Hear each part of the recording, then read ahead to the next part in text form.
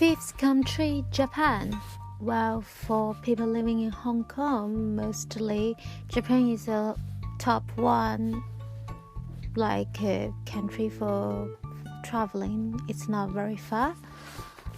For me, it's just after I returned back from Paris to Hong Kong in 2012, and then I just went to Japan because I've got two cousins who lived in Japan. They married to Japanese. So I've got two cousins-in-law who are Japanese. Both of my cousins speak Japanese fluently. And so I went to Japan by myself. And I still remember on the aircraft, I made friends when I was on the queue to the lavatory. And then I was happy to find out those two Japanese girls, they were both couch surfers as well. They even asked me if I had got any place to stay, otherwise they can host me. But I already have my cousin's place to stay, so we still keep in touch. And after that, during my stay in Tokyo, we even meet up,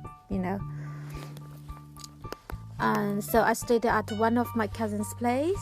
I just feel like, wow, Japanese housewives were so talented because they cook international.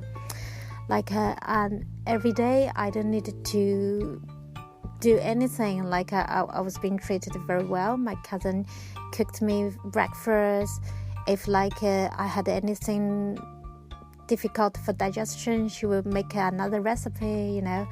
She can cook the Western style, Japanese style, and Chinese style. Yeah, I enjoy the food, the homemade Japanese style food, the soba, the Japanese style curry, and the oden. I'm a big lover of oden during my time in Japan. And actually, my cousin's mother-in-law is original from Kansai area. And she noticed that I love oden, so she cooked for me. And so both of my cousins live in Saitama near Tokyo. And I remember they accompanied me a lot of time. They took me to Hakone for hot spring. Yeah, it was my very first time trying the hot spring. You have to be naked.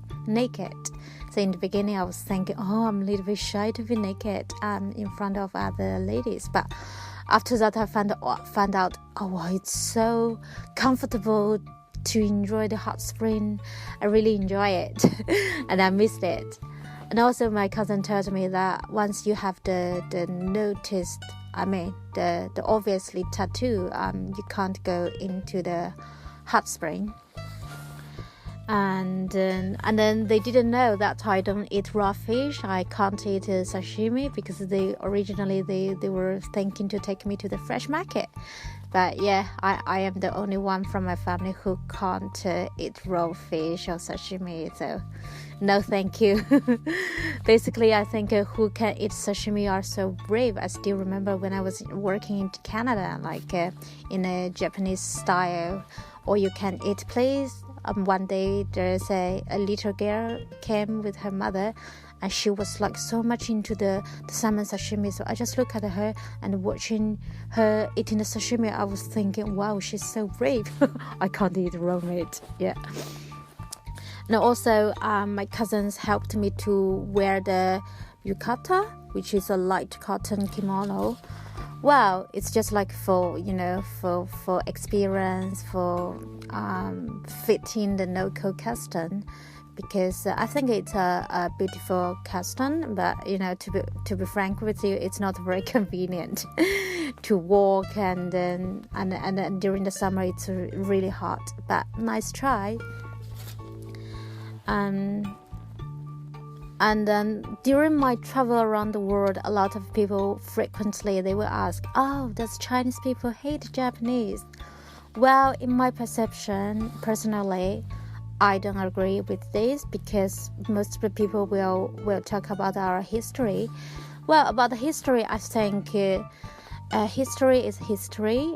we can forgive, but we can't forget, right? Let's say if you ask the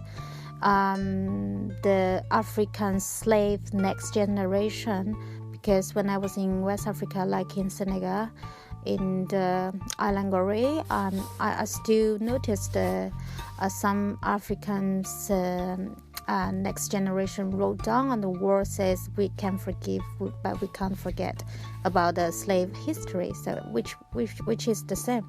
During my life living abroad in Australia, in Canada, I have a lot of good friends. They are just Japanese. I mean, we'll get along totally fine.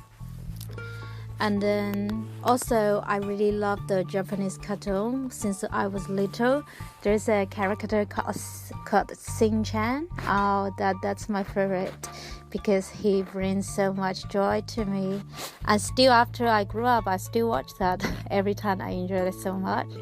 And I noticed that there's an exhibition area in Saitama about the Shin-chan, so I'd like to go back and visit that place.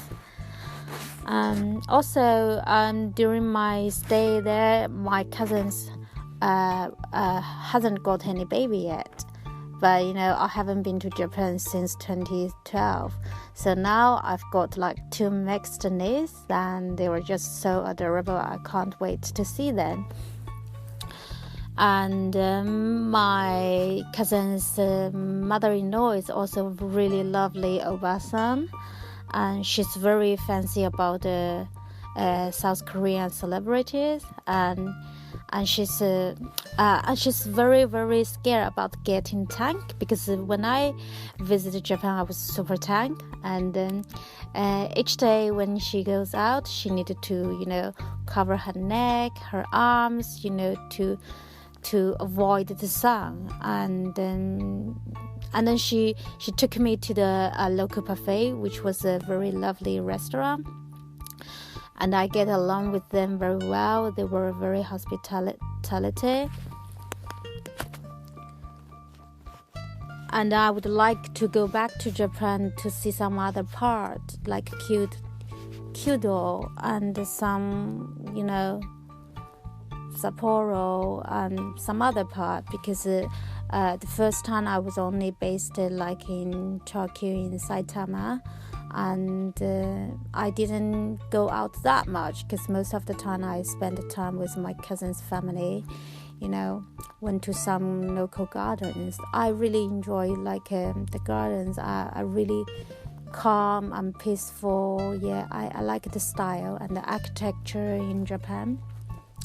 And then my cousin-in-law, he's also a very lovely person. Despite I don't speak any Japanese and he doesn't speak much English. But luckily I've got my 2 cousins as a translator.